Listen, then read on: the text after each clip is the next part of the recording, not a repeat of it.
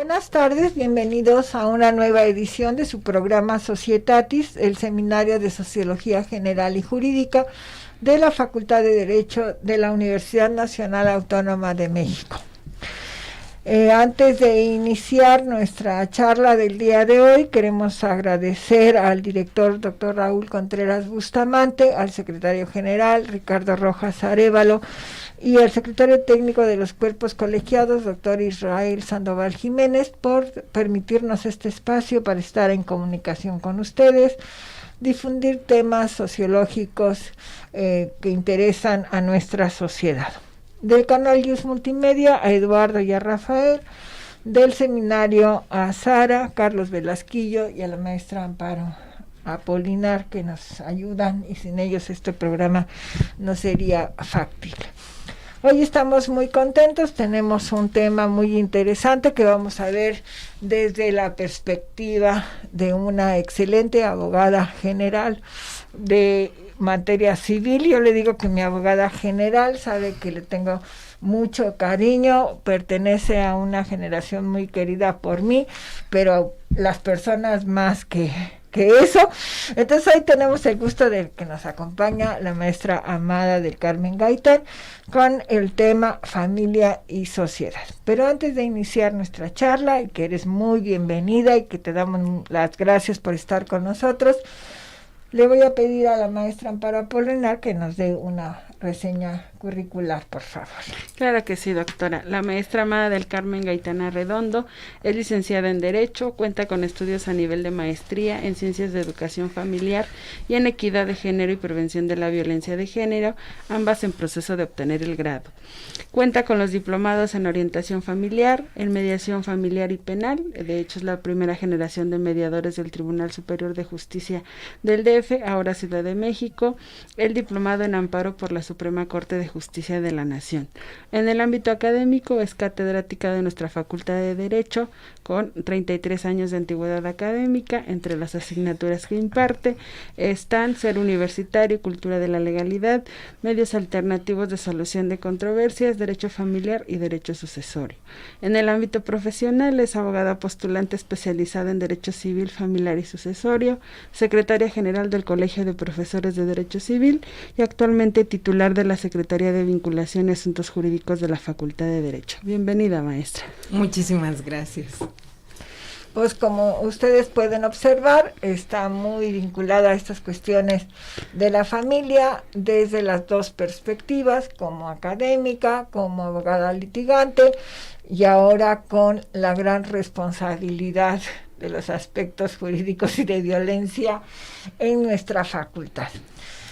En este momento que vemos, y ya se vuelve frecuente de que nos digan que la familia está en crisis, y eso ya desde Platón decía que estaba en crisis la familia, nuestro primer inicial pregunta sería, si vamos a hablar de la familia, ¿qué rol o papel tiene esta familia en la sociedad actual? Y sobre todo tu perspectiva como litigante que está en contacto directo con lo que sucede en la realidad. Pues yo creo, doctor, antes que nada quisiera agradecerles y quisiera hacer una mención especial a mi querida y adorada maestra de sociología. Ella tuvo a bien recibirme en primer semestre, seguimos muy en contacto. Cuando la conocí, cuando tuve la oportunidad de estar con ella, de cursar con ella la materia de sociología, en aquel entonces se llamaba simplemente sociología, yo le dije, yo no sé para qué sirve la sociología. De verdad que lo dije y se lo dije en alguna ocasión. Realmente te das cuenta a lo largo del tiempo, y esto lo digo por todos los alumnos que están cursando en este momento sociología jurídica, que la sociología es básica. Yo creo que es como el eje alrededor de lo que gira todo el derecho. Entonces yo creo que sí es bien importante, jóvenes, que ustedes entiendan que la sociología es muy importante, que es sumamente importante dentro del derecho, así como de todas las demás ciencias. Entonces, esa parte yo creo que era importante nombrarla para poder seguir adelante. Ahora, cuando nosotros, doctora, hablamos de familia, pues sí es muy importante hablar en principio del ser humano, que son aquellas personas que integran a una familia. Y tendríamos que hablar del ser humano desde varios puntos de vista. Yo creo que es importante, y lo voy a mencionar así como rápidamente para poder ir entrando en materia. Yo lo veo desde el punto de vista biológico, que es el Homo sapiens, jóvenes, hombre sabio, ¿no? ¿Qué eso significa el Homo sapiens? El hombre sabio, ese que se conoce a sí mismo, que está consciente de sí mismo, que está consciente de los otros, de esa otredad, y que está consciente también de su entorno. ¿Y por qué hablar de esto? Porque a final de cuentas, tanto la otredad como su entorno tienen que ver con la sociedad, ¿no? ¿Por qué está, y ya lo decía la doctora hace un momento, por qué está en crisis yo diría, por qué está en crisis la sociedad? Porque nuestras familias están en crisis, porque no se les ha dado la importancia que merece la familia como núcleo primario de la sociedad, como dicen, como célula primaria de la sociedad. Entonces sí es muy importante que nosotros entendamos que si queremos una sociedad sana, tendríamos que tener familias sanas. Si queremos seres humanos sanos a cabalidad, pues entonces nosotros tendríamos que buscar que nuestras familias estén bien, porque a final de cuentas, y si lo vemos desde el punto de vista filosófico, y vuelvo al ser humano, pues desde el punto de vista filosófico se habla del rol que nosotros vamos a jugar dentro de la sociedad, ¿no? ¿Qué es lo que vamos a hacer para que esta sociedad funcione bien? E incluso yo les hablo a mis alumnos, siguiendo las sabias enseñanzas de mi querida maestra, y no va a ser la primera vez que lo voy a mencionar, porque creo que mucho de lo que soy, doctora, se lo debo a usted, en realidad, y no, miren, chicos, no es que yo la tenga aquí, yo lo digo todo el tiempo con mis alumnos, ¿no? Desde el punto de vista filosófico, les decía, y es muy importante que todos los alumnos lo consideren, el rol que nosotros jugamos, nuestro plan de vida, porque nuestro plan de vida nos va a afectar a nosotros, va a afectar a nuestra familia, y por ende va a afectar o va a ser positivo para nuestra sociedad. Y por eso es importante que nosotros veamos el rol que juega el ser humano desde el punto de vista filosófico, y desde el punto de vista sociológico, que no podía faltar, ¿verdad? Y ya Aristóteles decía que el hombre es un ser social por naturaleza, ¿sí? No es común ver a una persona alejada de otra. Y la primera sociabilización, y esto nos va a llevar a otra parte muy importante, la primera sociabilización que tiene el hombre es con su madre. Por eso es tan importante la figura materna en el ser humano. Por eso es que yo volvería de nueva cuenta mis ojos a ver la importancia que juega la maternidad para el ser humano, porque es la primera sociabilización que un ser humano tiene con otra persona, es esa interacción primaria que se tiene, y por eso influye tanto. Yo les digo a mis alumnos, voy a decir palabrotas, jóvenes, yo les digo que cuando a alguien se le dice que qué poca madre tiene o no tienes madre, habla de ese ser que es, o que no está sociabilizado, o que incluso es asocial, porque no tuvo esa interacción o esa primera interacción con ese ser humano que es tan importante, que es la madre. ¿Por qué? Porque el ser humano es social desde que nace.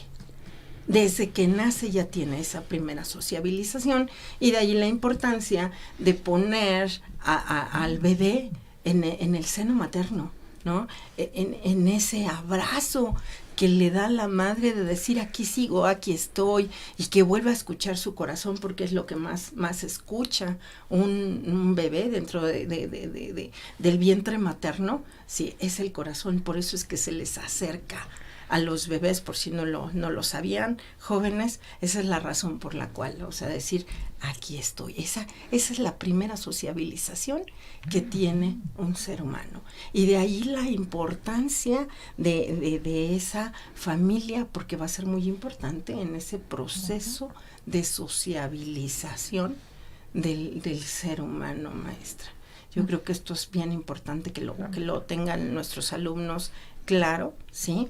Que ese proceso de sociabilización se da en la familia. Una familia que no es capaz, y esto, bueno, me va a llevar a otras preguntas que ya sé que me van a hacer, pero yo creo que hasta ahí, la familia es muy importante en ese proceso de sociabilización del ser humano, ¿sí? De todo lo que tiene que adquirir, el lenguaje, los principios, los valores, las primeras normas de conducta, ¿no? Chicos, ustedes son reflejo de lo que son en su familia. A mí, como abogada de la facultad, muchas veces les digo, oye, pues que te subes tú en tu mesa del comedor. No, maestra, pues entonces bájese, ¿no? Subes los pies en las sillas, o no, maestra, pues entonces baje los pies. Comience a utilizar el mobiliario conforme está, para lo que está hecho, ¿no? Que son parte de las normas que nosotros tenemos que cumplir dentro de la universidad. Claro. En este sentido, maestra, y que ya nos dio un panorama justamente de la importancia que tiene la familia, de algunas de las funciones que la familia cumple, ¿podríamos hablar de un solo tipo de familia o habrá una clasificación de diferentes tipos de familia? Pues no, en realidad, en la actualidad hablamos de familias, maestra. No hablamos de una sola familia, y esto otra vez vuelve a llevarnos a esa interacción que existe dentro de las familias, desde el punto de vista, nosotros vamos a tener diferentes tipos de familias como organización. Nosotros vamos a tener diversos tipos de familia. Nosotros estamos acostumbrados a hablar de esta familia que es papá, mamá e hijos, que incluso ha venido cambiando a lo largo del tiempo. Antes se hablaba de que necesitábamos muchos hijos, porque necesitábamos muchas manitas, por ejemplo, para trabajar en el campo. Claro. ¿No? Y a lo largo del tiempo, incluso en los años 70, ¿no? Que era yo un bebé. Sí, pero sí me acuerdo, se hablaba de la familia pequeña vive mejor, ¿sí? Y te ponían papá, mamá y un hijo y una hija. Sí. Y entonces, ¿qué es lo que sucedía? Que había papá, mamá, y si venía un hijo y luego otro hijo, entonces buscabas a la hija, y entonces eran 2, 3, 4, 5, hasta 6 hijos buscando a la parejita, ¿no? Ese fue el resultado de esa. La familia pequeña vive mejor, que es la familia nuclear, ¿no?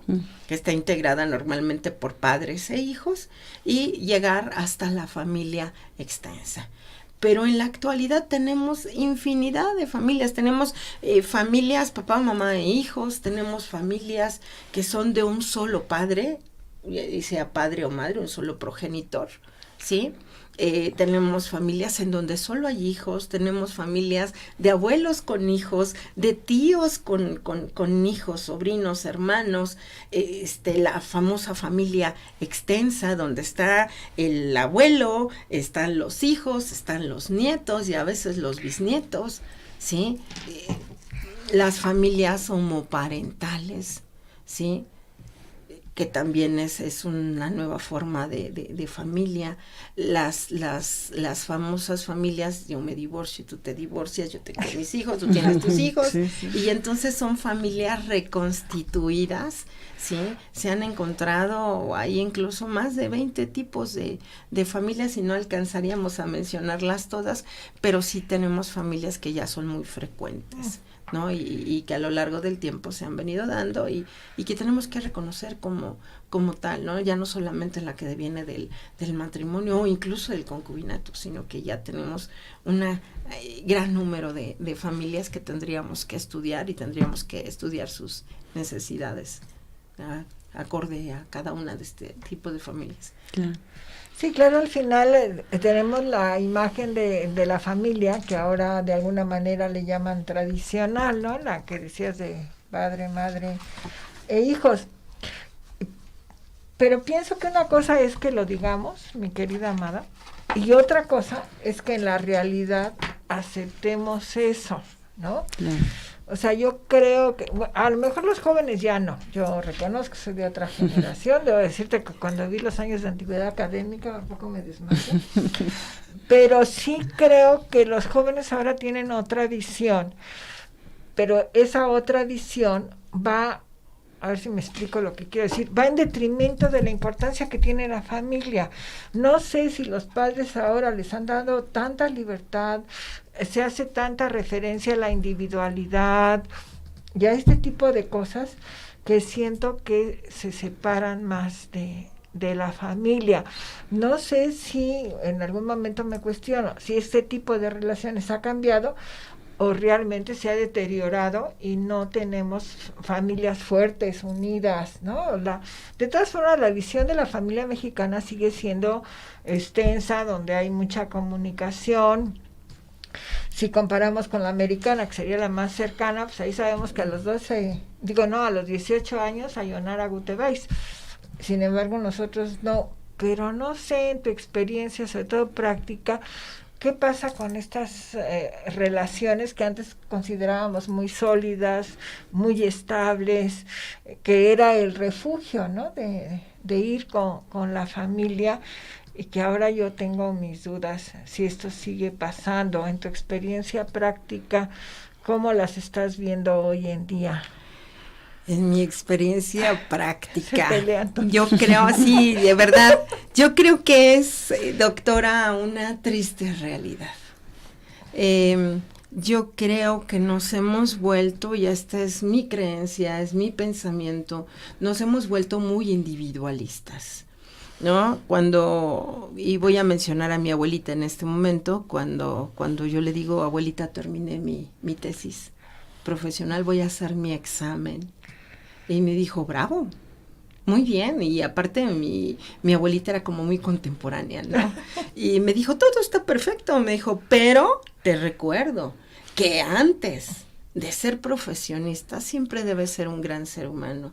Y un gran ser humano siempre va a ser un mejor profesionista. Mi abuelita no me vio recibirme porque falleció en ese lapso, ¿no?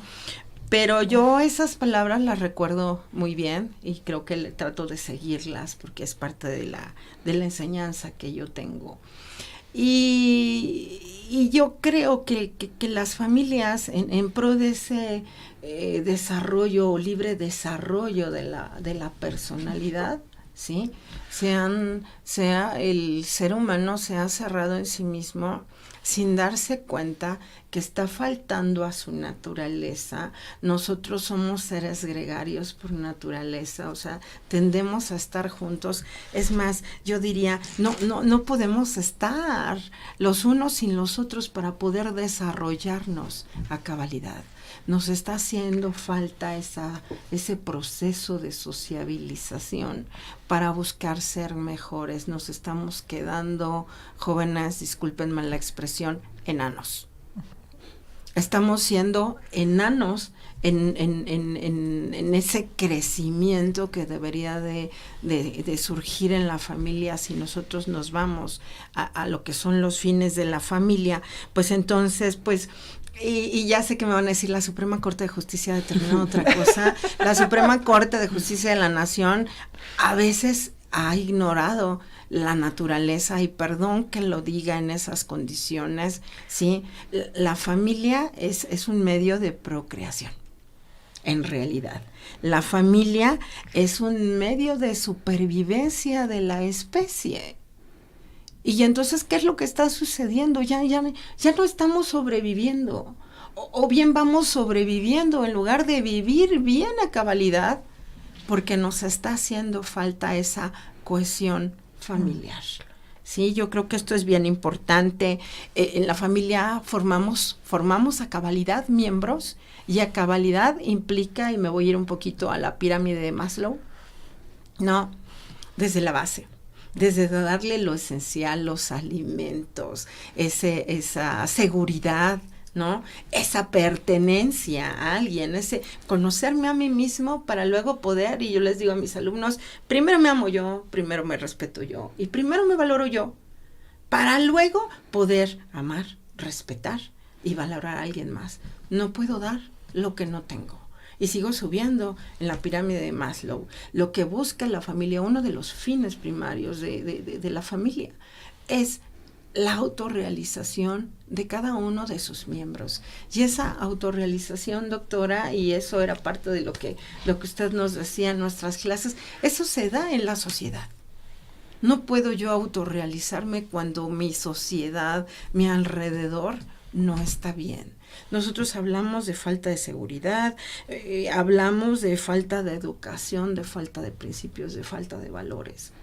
Yo creo que esta parte tendríamos que tenerla claro. Estamos fallando a esos fines primarios de lo que es la familia, ¿no? Que a final de cuentas es crear individuos que sean capaces de ser integrados a la sociedad como seres humanos íntegros, como seres humanos a cabalidad. Yo les digo a los niños, vamos como quesitos Roquefort, llenos de hoyos, y en cualquier momento nos podemos desmoronar, porque la familia no nos dio herramientas para salir adelante.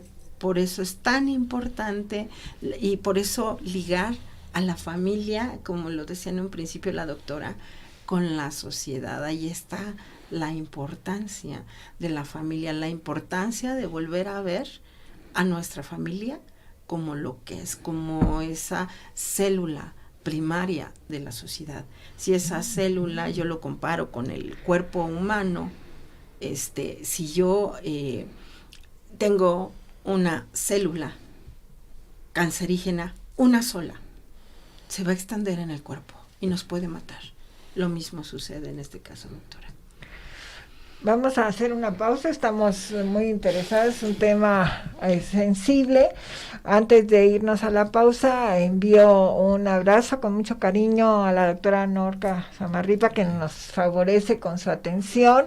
Te agradecemos mucho a nombre de Amada y el mío, de la maestra Amparo y de Carlos, que nos estés acompañando. Regresamos en un minuto. Regresamos con ustedes, estamos con el tema familia y sociedad, con nuestra querida maestra Amada del Carmen Gaitán, y como ustedes han podido darse cuenta durante el desarrollo de nuestro programa, sucede, creo, con la familia, de que como estamos todos habituados a ella, la vemos todos los días, vivimos en una, le vamos restando importancia o vemos la visión de todos a través de la nuestra, y con tristeza hay que decir, a veces no es el mejor ejemplo. Agradecemos mucho a quienes nos favorecen con su atención, que están con nosotros, y cedo el uso de la voz a Carlos. Tenemos pues una serie de preguntas ahí que Carlos luego las unifica pero para tratar de dar respuesta al mayor número de personas. Por favor, Carlos. Gracias, doctora. Sí, justamente nuestro auditorio empieza a hablarnos de varias cosas que tienen que ver con algunos problemas que ya esbozó en la primera parte del programa.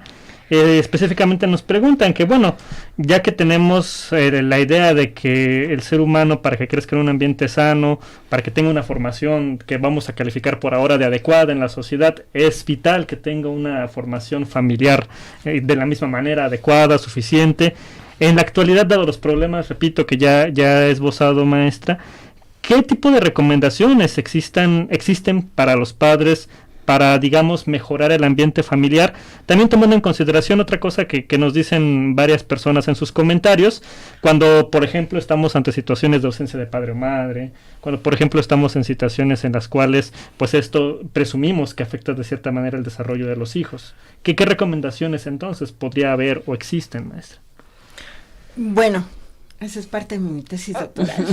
Excelente. Jesucristo. Así es que aquí vamos a ir practicando, porque resulta que una de mis tutoras obviamente no podía faltar, mi querida doctora Elsie Núñez. Realmente, y lo digo como uno de los estudios, y yo estoy más no tanto especializada en derecho, sino me he ido más por la cuestión de la familia, de todo lo que es el desarrollo. Soy orientadora familiar, ¿no? Y yo creo que sí es bien importante educar con amor. Yo creo que esa parte es bien importante, que todo lo que yo haga, lo haga con amor, buscando a que mi hijo se desarrolle a cabalidad, ¿no? Cumplir, como abogada lo diría, con todos mis deberes, y no estoy hablando de obligaciones, estoy hablando de deberes de crianza, y así los maneja nuestra propia ley, nuestro Código Civil, habla de esos deberes de crianza. A final de cuentas, la familia es el lugar en donde un ser humano se desarrolla a cabalidad. Entonces, cuando nosotros hablamos de ese desarrollo a cabalidad, tendríamos que entender que tendríamos que darle todas las herramientas que estén a nuestro alcance para que se desarrolle plenamente.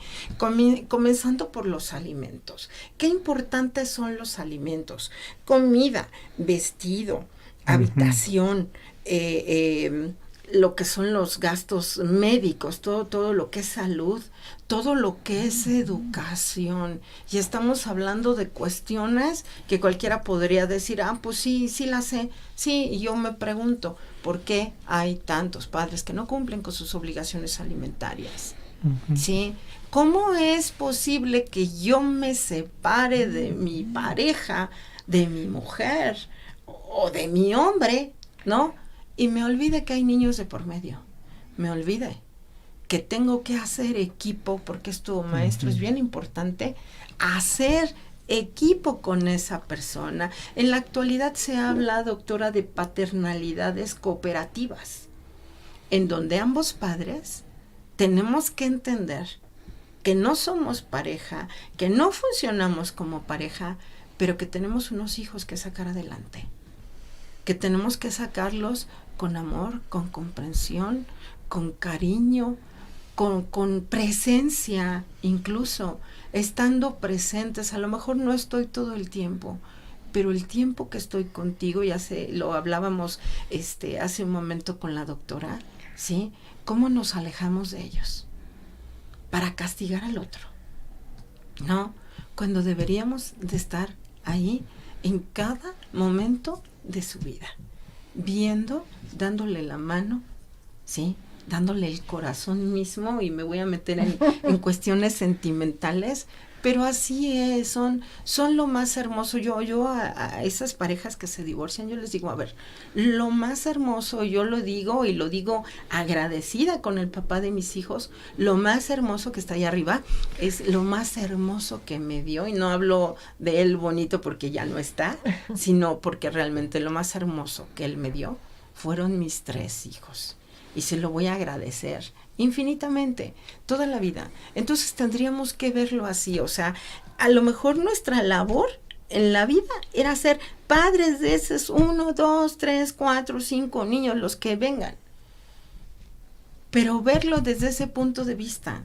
Y me tengo que, como padre, me tengo que olvidar de mí misma para verlos a ellos como lo más importante. Y a lo mejor en alguna ocasión mi querida Carmen Montoya, directora del seminario de Civil, me dijo, ¿por qué no tienes maestría y por qué no tienes doctorado? Y le dije, tengo postdoctorado en educación familiar. Tengo 1 fue mi licenciatura, 2 fue mi maestría, 3 fue el doctorado, y tengo un hijo adoptivo y es mi postdoctorado. ¿No? Y la maestra él sí lo conoce, ya es mi postdoctorado, porque creo que es el que más trabajo me ha costado alinear, ¿no?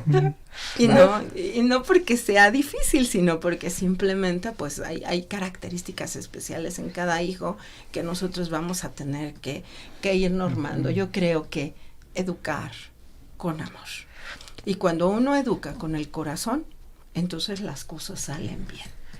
Mira, ahorita que decías esto, pues pensaba, y ustedes han sido testigos de esto, ahora se ve menos porque ahora hay más elementos para cuidar a los hijos, pero hace unos años, pues yo creo que todas las maestras o la mayoría de las maestras que en algún momento tuvimos que traer a nuestros hijos y se sienten universitarios porque venían, ¿no? Es decir, y no solo las maestras, en época de vacaciones, y yo creo que tú los recordarás, estos están más jóvenes, pero el personal administrativo también, porque no había las suficientes, no había esos cursos de verano y todo eso que pues a ustedes se les hace cotidiano, pero que son recientes, ¿no?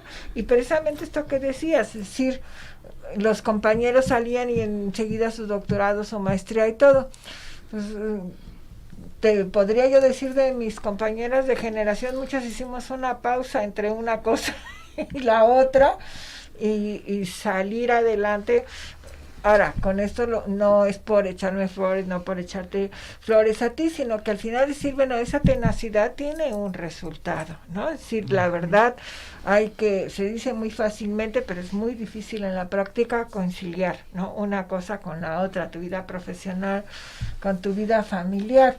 Pero yo creo que ahora la gente se va por la laboral, con lo que estás diciendo y que es la percepción, me permito decir, de todos, ¿no? Es decir, estoy tan ocupada en mi trabajo, a lo mejor las condiciones económicas hacen que varíe esta jerarquía que tenemos, ¿no? Y que esta visión de hace unos años era más cercana. A lo mejor sí decías, bueno, a lo mejor alguien se horroriza o dice, ay, como que las maestras y como que el personal administrativo traía a sus hijos, bueno, pues porque no había todo lo que hay ahora, ¿no? Hasta que crearon a Pumitas y entonces ya todas rápidamente a Pumitas. De hecho, yo haría en este momento una mención especial por nuestra Clarita que acaba de fallecer. Ay, sí. Ella nos cuidaba a nuestros hijos. Sí, también. Esa es la realidad entre Clarita y Mari, ¿no? ¿Sí? Nos decían, no se preocupen, aquí déjenlos y nosotros los cuidamos en lo que ustedes van, maestras, sí, a dar su clase. Entonces yo agradecería de corazón en donde se encuentre. Sí, sí. Y se lo he dicho, se lo dije muchas veces y se lo vuelvo a repetir.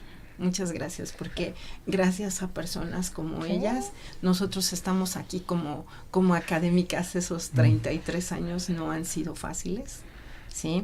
Tengo una familia de por medio y a la que me he dedicado en cuerpo, alma y corazón y no me arrepiento. Y yo creo que tendríamos que ver cuando formamos una familia cuáles van a ser nuestros deberes, cuáles van a ser nuestras obligaciones y cuáles van a ser nuestros derechos y hasta dónde voy a llegar yo para no pisar los derechos de nuestros hijos, que deben ser lo más importante, porque la familia tenemos que verla desde dos puntos de vista, de lo que son los derechos de los niños y lo que son de los derechos de los adultos que forman parte de esa familia. Todavía tenemos algunas cuestiones, dos principalmente que considero muy importantes de nuestro auditorio. La primera es igual un conglomerado de varias personas que comentan en el mismo sentido, principalmente en lo que respecta a lo que comúnmente vemos como choques generacionales, ¿no? Dicho de una manera muy, muy básica, choques generacionales. Nos preguntan que, bueno, dado que hemos estado viendo que hay estos choques generacionales, que hay cambios que a lo mejor nos parecen muy drásticos en el seno familiar y que además esto también se ve reflejado en la educación y pensamiento de, por ejemplo, los niños, nos preguntan nuestros escuchas si en ese sentido, hay también un ejemplo que nos dicen como para abonar a esto en la orientación sexual, ¿no? La orientación sexual de los individuos, la educación sexual que también se llega a dar o no en la familia. Ante este panorama, ¿cómo podríamos nosotros, digamos, armonizar esos cambios que a veces vemos tan rápidos, tan potentes en la familia, en el seno familiar, con justamente lo que queremos buscar, que usted lo dijo hace un momento, esta armonía familiar? ¿Cómo podríamos congeniar eso? Pues realmente aquí, sobre todo como adultos, tendríamos que tener bien claro que las necesidades de la familia se van modificando. Y yo les digo a mis alumnos, mientras ustedes suben, nosotros padres vamos para abajo. Y en ese momento sucede así, tal cual, o así incluso, el choque generacional. ¿Qué tendríamos que hacer? Nosotros ubicarnos y decir, ok, perfecto, nosotros de alguna manera ya subimos y en este momento vamos para abajo, y no que vayamos en decadencia, sino que nosotros ya sabemos cuestiones hormonales, cuestiones de esta naturaleza, y ellos con la misma cuestión, y yo voy a poner el ejemplo de la cuestión hormonal nada más, van para arriba. Entonces a lo mejor puede llegar un momento en que nosotros choquemos. Esto no tendría que ser así, tendría que ser así. Yo comprendiendo, padre, que yo tengo ya estoy en otro nivel, y ustedes, hijos, entendiéndonos a nosotros, porque yo les digo, ustedes son seres humanos, yo también lo soy, yo también tengo necesidades, yo también sufro, yo también me alegro. Cuando nosotros les hacemos ver a nuestros hijos que nosotros somos iguales a ellos, que fuimos, no ponernos como Superman, ¿no? Yo, supermujer, bien fregona, hice, ¿no? En alguna ocasión mi papito me dijo, y le sigo diciendo mi papito porque para mí siempre va a ser eso, me decía, no, es que yo a tu edad, no, hombre, olvídate, y estudiaba y hacía, y me daba tiempo para vagar, y yo me le quedé mirando, le dije, pues es que tú eras Superman, pero no, yo soy un ser humano cualquiera. Y entonces quedó así, me dijo, a ver, espérate, ¿qué fue lo que me dijiste? O sea, es eso, tener esa comunicación, que yo creo que eso es lo que hemos olvidado. Uno de los valores que deben vivirse en la familia a cabalidad es esa comunicación. Y nosotros, padres, darnos cuenta de que las generaciones han ido variando, que no son las mismas, incluso nosotros como académicos, y aquí la doctora nos los puede decir mejor que nadie, no es lo mismo mi generación, hace jóvenes 40 años, que ella me recibió en el aula. Discreta persona. La amo. No, pero se dice fácil, y es más que toda mi vida, ¿sí? Y no es lo mismo mi generación que las generaciones que nosotros estamos recibiendo en este momento. Y como académicos tendríamos que tener bien claro que tenemos que tener una formación para efecto de poderlo recibir. Simplemente cuando yo platico en las charlas que tengo, ya no lo hago porque soy abogada en este momento de la facultad, pero en mis charlas que yo tengo con menores, mis pláticas con menores, yo no me quedo arriba, porque entonces el niño me está viendo así, yo me agacho. Entonces tendríamos que agacharnos con nuestros hijos, entenderlos, comprenderlos, y nuestros hijos son también nuestros niños en la facultad, que el director luego me dice, no son niños, son jóvenes. Digo, no son niños porque desde el punto de vista psicológico, el ser humano se desarrolla a cabalidad o termina esa adolescencia a los 27 años. ¿No? Entonces, pues sí, son niños, y aparte para nosotros siempre van a ser niños. Entonces yo creo que eso es bien importante, que nosotros lo entendamos, que nos pongamos a su nivel, que realmente nos demos cuenta que nosotros tuvimos las mismas necesidades con nuestros padres o similares, y ponernos en sus zapatos. Hijos, alumnos, pónganse en nuestros zapatos, véanos como seres humanos, no somos perfectos, Dios es perfecto, nadie lo ha visto, nosotros somos seres perfectibles, y entonces es eso, tenemos que luchar por ser mejores. Y lo mismo, doctora, sucede con las familias. Todas las familias somos disfuncionales, todas las sociedades son disfuncionales, porque están formadas con seres humanos. Los seres humanos por naturaleza somos imperfectos, pero somos perfectibles. Entonces yo creo que tenemos que luchar por una mejor familia, y por ende teniendo una mejor, y yo digo que el buen juez por su casa empieza. Chicos, comiencen a trabajar con su familia, comiencen a trabajar con ustedes mismos, porque primero tengo que trabajar con el individuo para luego poder comenzar a trabajar con la familia, y luego poder trabajar con la sociedad. Claro. Un punto que acaba de tocar, maestra, y que justo quiero saber su opinión, es el que tiene que ver con la comunicación. En este sentido, ¿de qué manera impactan ahora las nuevas tecnologías, ¿no? Los dispositivos, las redes sociales, en esa comunicación, justamente, ¿no? ¿La vienen a reforzar, o por el contrario, pues vienen a transformar esa manera en que se desenvuelve este elemento dentro de la familia? Les voy a poner un ejemplo de mi esposo.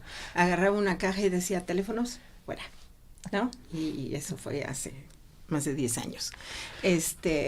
Yo creo que sí es importante. Acabo de ver apenas el domingo en un restaurante que decía no Wi-Fi. Platiquen entre ustedes. Ah, sí. No, yo creo que realmente esto, véanlo en los salones de clase. Ustedes entran a un salón de clase donde no hay clase y antes veíamos bolitas. Ahora vemos a cada alumno acá, ¿no? Yo les digo, en el café está una pareja y en lugar de hablar, de abrazarse, de darse la mano, están, ¡ay, mira qué buen chiste! No, yo creo que realmente ha dado al traste. Estos elementos tenemos que usarlos a nuestro favor y no en nuestra contra. Y queda prohibido el uso de celulares en las clases, jóvenes, por favor, guarden su celular, si no quieren ir a parar a oficina jurídica, ¿no? Sí, digo, la verdad es que vale la pena, y es por eso, porque tenemos que estar en donde tenemos que estar, y muchas veces esto nos prohíbe estar con aquellos seres que amamos. Necesitamos mayor comunicación y menos medios. Esto es para los que están lejanos, ¿no? Yo puedo tener comunicación con mi cuñada que está en Alemania, ¿no? Con mis sobrinos que están en Alemania, mis otros sobrinos que están en Estados Unidos, y es un medio muy para acercarnos, pero nos aleja cuando estamos cerca. Entonces tendríamos que ver y poner reglas claras dentro de la familia de cómo vamos a utilizarlos. Sí. No, y hasta en el aula, ¿no? Bueno, tú sabes, ¿no? Sí. Contra teléfono, ¿no? Me alegro mucho que las autoridades ya pusieron ahí, que desafortunadamente luego quienes no lo leen son los académicos, que ahí dice teléfonos en silencio, ¿no? O sea, vamos a concentrarnos en lo que estamos haciendo, ¿no? Y es cierto lo que tú dices, vas a cualquier sitio público y está cada quien con su teléfono, pues para eso mejor cada quien que se quede en su casa, ¿no? O sea, a lo mejor me estoy yendo muy drástico. No, o hay mamás o papás que igual, ¿no? Para que el niño no llore o para entretenerlos, les pues están dando el dales teléfono. un teléfono, ¿no? Y entonces, pues sí, el problema es que no vigilan que está consumiendo, ¿no? Eso. Darles el teléfono y ya, pues no, es decir, a ver qué estás consumiendo o qué tipo de información estás siendo bombardeado, ¿no? Porque al final, pues también encontramos todo tipo de información, todo tipo de programas, ¿no? No, y además te voy a decir hasta la vista, ¿no? Empieza a haber estudios de los problemas que puede haber en la vista. Pues como ven ustedes, es un campo muy amplio, podemos seguir, tendremos otra oportunidad, mi querida Amada. Me va a dar mucho gusto. Por el día de hoy les agradecemos muchísimo que nos hayan acompañado, todos los que estuvieron con nosotros a través de los medios de comunicación, precisamente, ¿verdad? Eso sí, háganlo en sus medios de comunicación, y nos vemos la próxima semana con una nueva conversación en su programa Societatis. Hasta entonces, tengan una linda semana y nos vemos pronto.